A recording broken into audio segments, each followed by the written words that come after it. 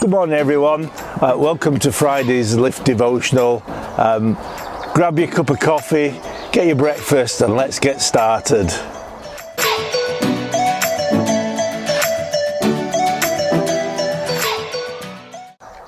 I'm back home after a lovely walk that took me through a physical mire for the first time that I can ever recall. I'm still a bit shocked that I didn't know it even existed, even though it's only a short walk from my house. It's obviously part of the source of the river which runs through our village. I'm certainly glad that we have had a very dry month before we went. This is because the area was still very wet and muddy. I can imagine easily getting stuck in the mud if it had been as wet as it was earlier on in the year. If you put your foot into a muddy patch, it seems to hold you and hold on to you and pull you down. I can't imagine what it must have been like at the time of the floods earlier this year. I will guess that it would have been impassable and quite dangerous. We have quite a few pictures to show you of how muddy and wet the area still is even after this dry period. Someone has even tried driving through the area and it looks as though they have had a very difficult time getting through. Wetlands used to be very common, but we are not used to seeing them because most have been drained for agriculture, so that to some extent the metaphors used in the Bible are a bit lost on us. That is a bit of a shame, because they very powerfully explain the fear that overwhelms us when circumstances beyond our control take over us. Having just experienced one, it gives me much more insight into what David has written in Psalm 69. In Psalm 69 verse 2, in the New King James Version, we read this: I sink deep in mire, where there is no standing. I have come into deep waters, where the floods overflow me. This sounds much more dramatic than the mire I've just stumbled upon, and yet I can imagine a great river in a flood and the terror of getting stuck in the mud and mire, just as the floods are rising fast. There was nowhere where we could stand and feel safe and secure. He had then the sense of imminently being overwhelmed. Anyone living up in the Calder Valley now understands how floodwaters can suddenly rush in on us and catch us unawares. If you were stuck in the mud and the mire at the time of rising water, it will make you fear for your life. Many people are fearful because of the current situation that they find themselves in. Later on in this psalm, things get desperate for David, and the language in the message depicts vividly how terrifying his situation was. We read from verse 14 in the message: Rescue me from the swamp. Don't let me go under for good. Pull me out of the clutch of the enemy. This whirlpool is sucking me down. Don't let the swamp be my grave, the black hole. Swallow me, its jaws clenched around me. There are times when the situation we find ourselves in just overwhelms us. I've already spoken to many people who find this current situation overwhelming. They're often already under pressure because of what is going on in their lives, or their mental health is fragile, and then the extra pressure of losing a job, being isolated, being fearful for their health or even their life or of them or a loved one has been causing untold misery and fear. In these situations, it's often the case that we cannot see any way out of it.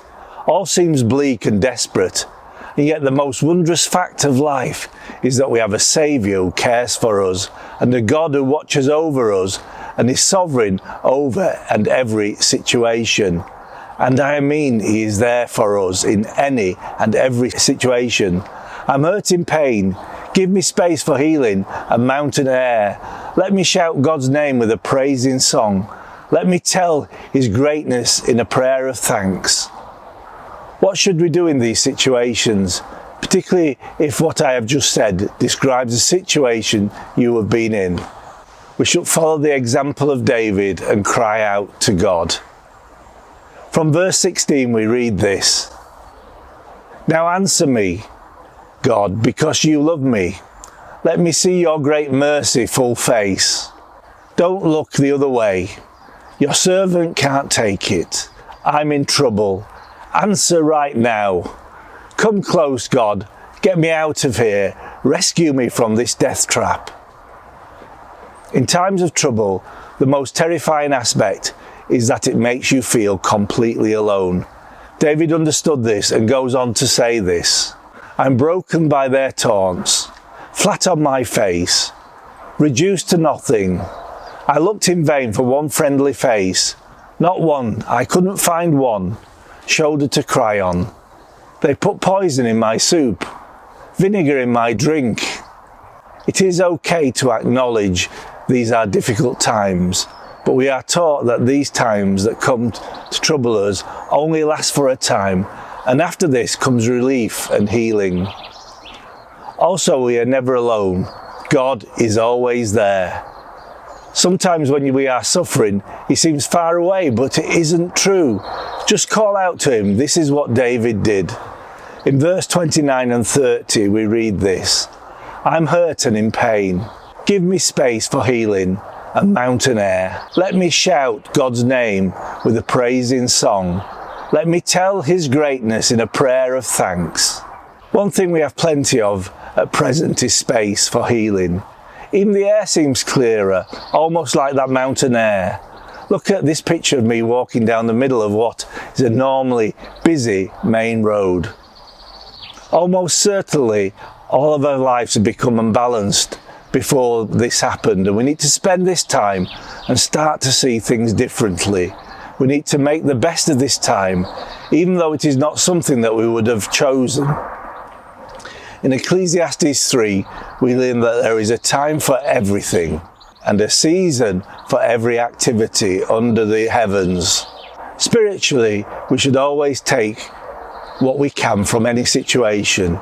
It is a wonderful opportunity to reset our lives and understand what things are important, and time with God and space to communicate with him has already been a key blessing at this difficult time. You may never get such space in your life again. Take advantage of this time and let us start to understand what key elements need to be in our lives to make us feel more secure.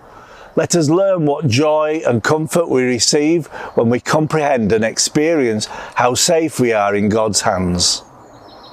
Psalm 34 verse 8 says this, Taste and see that the Lord is good.